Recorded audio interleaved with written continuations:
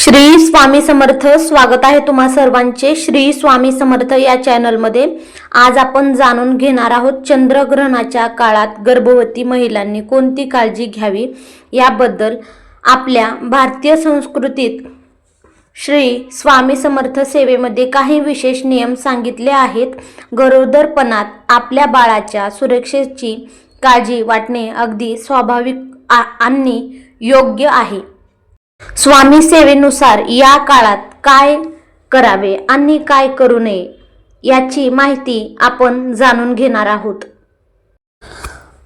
पण त्यासोबतच एक महत्त्वाची वैद्यकीय आणि वास्तववादी बाजूही लक्षात घेणे गरजेची आहे, जेणेकरून आई आणि बाळ दोघांनाही कोणताही त्रास होणार नाही.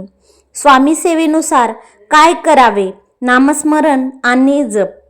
ग्रहण काळात वातावरणात नकारात्मक ऊर्जा असते असे मानले जाते. यापासून संरक्षण करण्यासाठी एक जागी शांत बसून आसन टाकून श्री स्वामी समर्थ या षडाक्षरी मंत्राचा जास्तीत जास्त जप करावा. तारक मंत्रचे पठण. स्वामींचा तारक मंत्र निशंक हो निर्भय हो म्हणावा किंवा मोबाईलवर ऐकावा. यामुळे मनाला प्रचंड शांती आणि सकारात्मक ऊर्जा मिळते. तुळशीपत्र किंवा दर्भ. ग्रहाचे वेध लागण्यापूर्वी घरातील पाण्यात आणि तयार अन्नामध्ये तुळशीची पाने किंवा दर्भ एक प्रकारचे गवत टाकून ठेवावे. सकारात्मक विचार. आध्यात्मिक पुस्तके उदाहरणार्थ श्री स्वामी चरित्र सारामृत वाचावीत किंवा स्तोत्रे ऐकावीत. मनात कोणतेही वाईट विचार आणू नयेत. स्नान. ग्रहण सुटल्यानंतर शक्य असल्यास आंघोळ करावी आणि देवाला नामस्मरण करूनच पुढील कामाला सुरुवात करावी. पारंपरिक मान्यतेनुसार काय करू नये? तीक्ष्ण वस्तूंचा वापर टाळावा.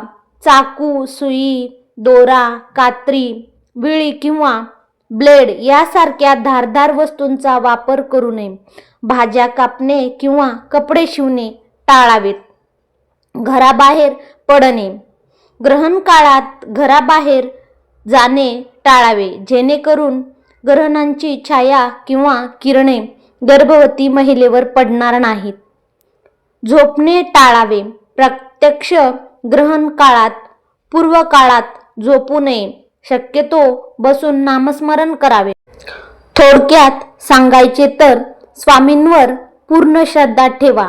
मनात कसलाही भीती न ठेवता आनंदाने आणि शांत मनाने स्वामींचे नामस्मरण करा आणि आपल्या तब्येतीचीही प्रथम काळजी घ्या.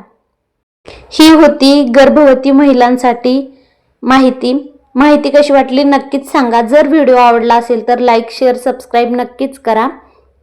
श्री स्वामी समर्थ. काळजी घ्या सर्वांनीच.